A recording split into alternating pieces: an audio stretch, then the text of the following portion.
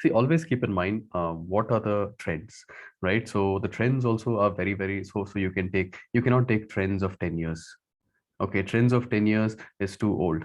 Okay, two. Okay, no. Okay, 5 years possibly, 3 years possibly. Okay, in fact, even the last couple of years, if you see, they have their own sort of pattern. Okay, so there is a lot of change here. There's a lot of change. These you can take topics. Okay, concepts what are important. Okay, but you just take a look at the recent ones so that you'll get a perspective of like what is happening with this. So this is from your 2021 paper, right? So if you take a look at your 2021 paper, so this is out of not 250, but this is out of 400. So okay, this is out of 400.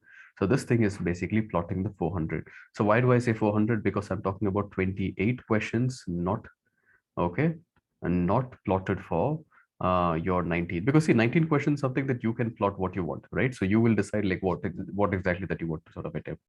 Okay, so having given you the disclaimer of what exactly it is and what exactly it doesn't represent, right? So let's get into this thing. See, overall, if you take a look at paper one, these are the way we teach our course, right? So we have these are the kind of modules that we teach.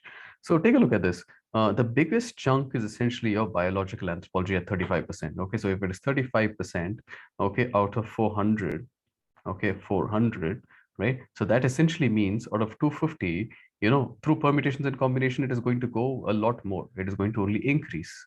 Okay, increase. Okay, it is going to increase when it comes to here. So in all possibility, you can possibly even increase to maybe like half your paper or something like this. Okay, so in case this is your biological anthropology, very important chunk. This next important chunk is essentially your sociocultural anthropology. Okay, now you might think that sociocultural anthropology is relatively less in compared to biological anthropology, but we cannot say.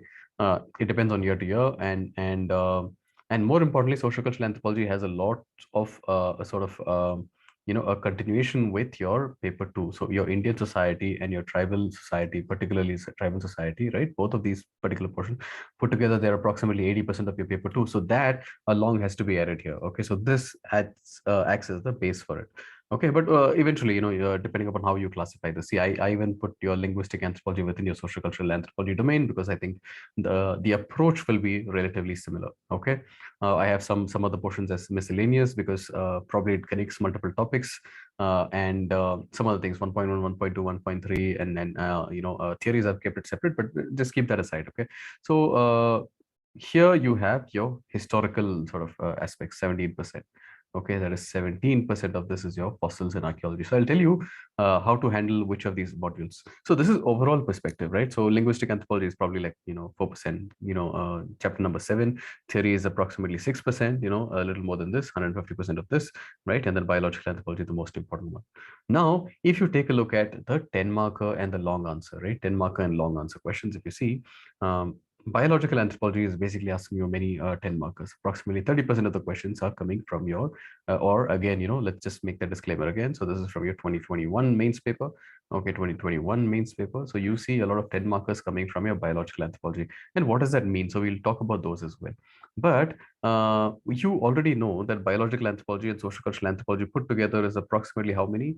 35, 20, 60%. Okay, so 59%. So both of these things put together is going to be approximately around 60%, right? 60%. Now, if you see here, in 10 marker, you have essentially from your sociocultural anthropology and your biological anthropology being approximately 70%, right? Approximately 70%. So a lot of those.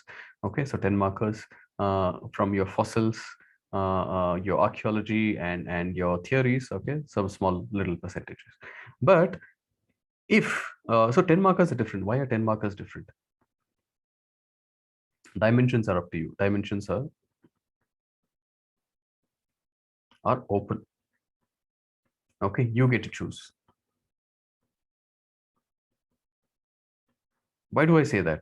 The question will be, what are the questions like? It is not even a full sentence. Not even. Question is not even a full sentence. Okay, it is just going to be molecular anthropology, or it's going to be like cultural relativism or ethnocentrism, something along those lines, animism in deep ecology. So essentially, they tell you what they want you to talk about, but what you want to talk about, that is especially, or how you want to explain that particular concept, is completely left to you, right? So I hope that is sort of clear. So 15 markers and 20 markers. So a good chunk of your 15 markers have actually come from biological anthro last year. Okay, so biological anthro. Okay, and I beg your pardon for this handwriting. Okay, this is again 2021, right? And social cultural anthropology had only 9%. Okay, but archaeology. So just take a look at this. So archaeology questions generally 15 markers. Okay. So you can make and this is approximately 9%. So a good chunk of your 15 markers coming from here as well. Okay, so but it's kind of open. But you can see the difference here. Okay, so social cultural anthropology much more, relatively more than this. But here, if you see 15 markers, a big chunk here. But when you have your 20 markers, again, you see a different sort of a pattern in which, your 15 markers, your biological anthropology has come down, and then you have certain other portions right here. So again, I'm going to club these things as long answer versus short answer. And if I'm not able to answer these things, some approaches here today itself, we will definitely talk about these things in subsequent sort of videos. Okay.